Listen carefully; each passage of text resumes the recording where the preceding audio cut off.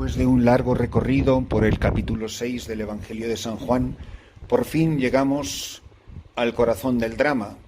En días pasados se nos ha hecho la revelación del misterio que quiere comunicar nuestro Señor con el signo de la multiplicación de los panes y los peces, y le duele en el alma a Jesús que la gente no entienda y que simplemente le quieran proclamar rey porque ha dado de comer y ha saciado el hambre del estómago.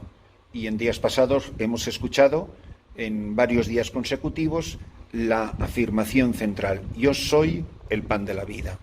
Este es el pan que al comer tienes vida eterna, este es el pan que te hace obediente a la voluntad del Padre, y los diferentes aspectos que ha contemplado el evangelista, nos ha comunicado el evangelista de las palabras de Jesús.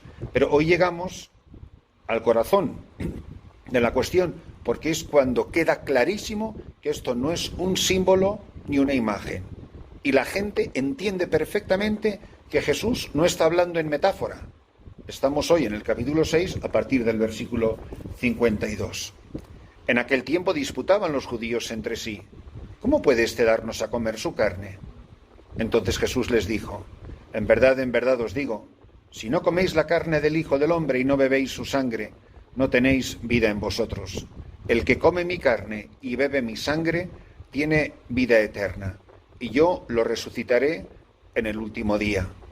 Mi carne es verdadera comida, y mi sangre es verdadera bebida. El que come mi carne y bebe mi sangre habita en mí y yo en él. Como el Padre que vive me ha enviado, y yo vivo por el Padre, así del mismo modo el que me come vivirá por mí. Este es el pan que ha bajado del cielo, no como el de vuestros padres que lo comieron y murieron. El que come este pan vivirá para siempre. Esto lo dijo Jesús en la sinagoga cuando enseñaba en Cafarnaún. Mirad, la gente entiende perfectamente que no es una metáfora, entiende perfectamente que no es un lenguaje simbólico, porque literalmente pregunta: ¿cómo puede éste darnos a comer su carne?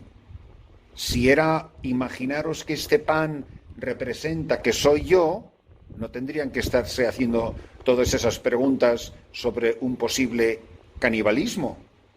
No se trata de antropofagia, se trata de un hombre que dice que el pan es su carne, y el verdadero pan que tiene en las manos es la carne del Verbo, es mi carne, y yo os estoy dando de comer mi carne. Pero él lo que está entregando es algo que parece pan, pero él no lo llama pan, lo llama carne. No dice que hay que comer el pan, dice que hay que comer su carne. No dice que hay que beber vino, dice que hay que beber su sangre. El que come mi carne y bebe mi sangre habita en mí y yo en él.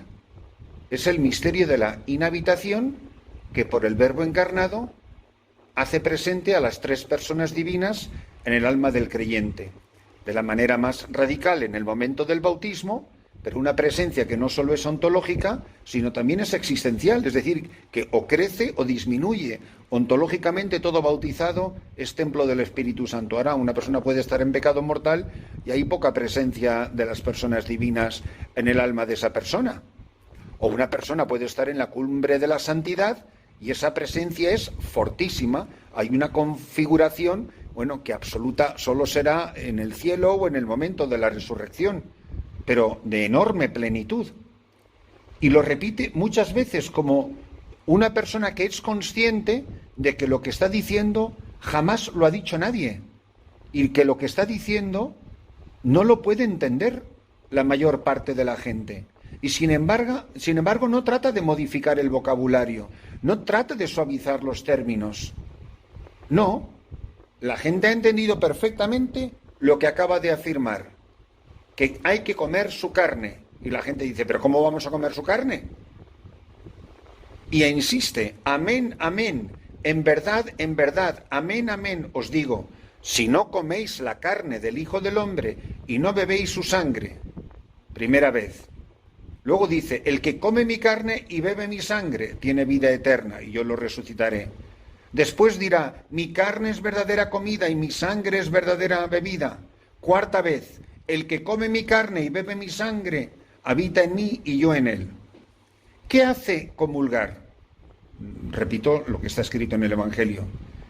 ¿Qué hace comulgar? Es tener vida en nosotros. Si no coméis y bebéis, no tenéis vida en vosotros. Pues si comemos y bebemos, tenemos vida divina en nosotros. Segunda afirmación, el que come mi carne y bebe mi sangre tiene vida eterna y además participa de la resurrección y yo lo resucitaré en el último día. El que comulga en gracia de Dios tiene asegurada la resurrección de la carne y la entrada en el cielo. Todo el que muere en gracia de Dios va al cielo. Cuando resucite estará con Jesucristo por los siglos de los siglos. Amén. Si ha comulgado fructuosamente, si no ha comulgado en pecado mortal. Luego dice que mi carne es verdadera comida y mi sangre es verdadera bebida. Y por último, en la cuarta vez que repite lo de comer su carne y beber su sangre, el fruto es, esa persona habita en mí y yo en él. Cuando alguien te pregunte, ¿pero tú dónde vives? Yo vivo en Jesucristo. O sea, mis señas, mi dirección postal, el lugar de mi reposo, mi residencia. Cuando un misionero va de un sitio para otro, pues sí, es que esto es completamente transitorio. Da igual estar en Sudán del Sur, que estar en Madrid, que estar en la República Dominicana, que estar en Estados Unidos, que en el Polo Norte. Da completamente igual. Mi lugar de residencia, yo vivo en él. ¿Y dónde vive Jesucristo? Jesucristo vive en mí. Y Jesucristo, que vive en mí, porque lo he comulgado en el pan de vida y en el cáliz de salvación, porque he comido el pan consagrado, que es su cuerpo y es su carne, y he bebido el cáliz de vino consagrado, que es su verdadera sangre, la misma que derramó en la cruz, Él habita en mí y yo habito en Él. Y luego dice, este es el pan. Fijaros qué maravilla. Después de 4 veces hablar solo de carne y sangre, dice, este es el pan que ha bajado del cielo, no como el de vuestros padres que comieron y murieron. El que come de este pan vivirá para siempre. Antes dijo, si no coméis la carne del Hijo del Hombre y bebéis su sangre, no tenéis vida. Dijo, carne y sangre. Ahora dice, el que come de este pan vivirá para siempre. Carne y pan es lo mismo. El pan es la carne del Verbo. Quien comulga la especie del pan, comulga la carne del Verbo. La misma carne que recibió de la Santísima Virgen María. La carne del Hijo de Dios que caminaba por los caminos de Galilea.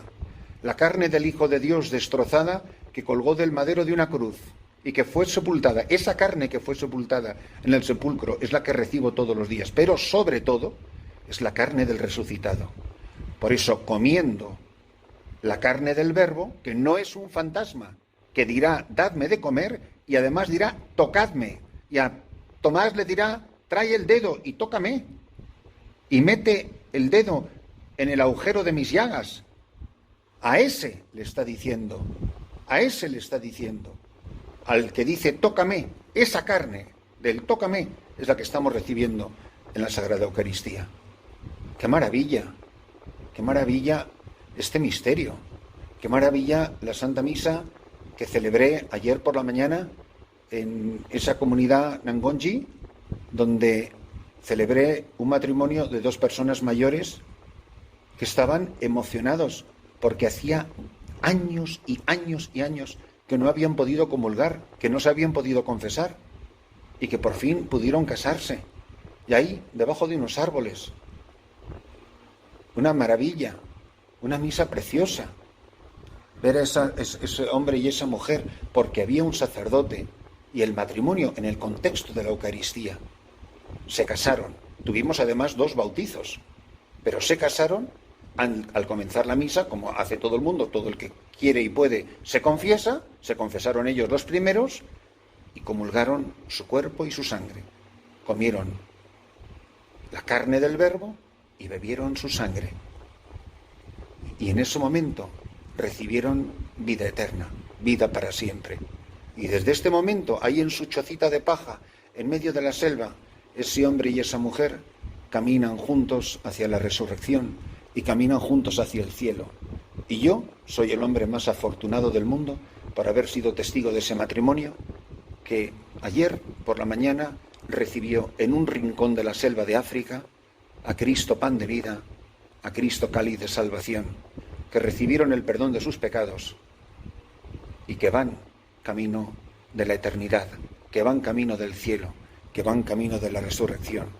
Ojalá que camino del cielo y de la resurrección vayamos vosotros y yo, acompañados de la Santísima Virgen, de los apóstoles, de los santos, de los mártires, de los doctores, de las vírgenes, de los confesores, de todos los grandes hombres y mujeres que han alcanzado la plena santidad. Que nos tomemos en serio lo que significa la Santa Misa, porque lo que está en juego no son los 4 días que vamos a vivir aquí de tejas abajo, sino nuestro destino eterno. ¿Y cómo no me va a partir el corazón que ante semejante maravilla haya tanta gente que comulgue mal, que no comulgue, que nadie le diga nada, que la gente se ponga en fila como el que recibe patatas fritas?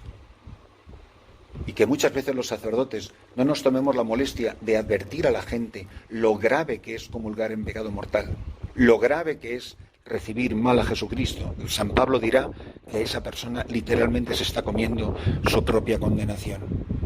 Esta Santa Misa tiene que ser una llamada a adorar el misterio. Señor, que comiendo tu carne y bebiendo tu sangre tenga vida eterna, vivas tú en mí y viva yo en ti, para que un día contigo resucite en el último día.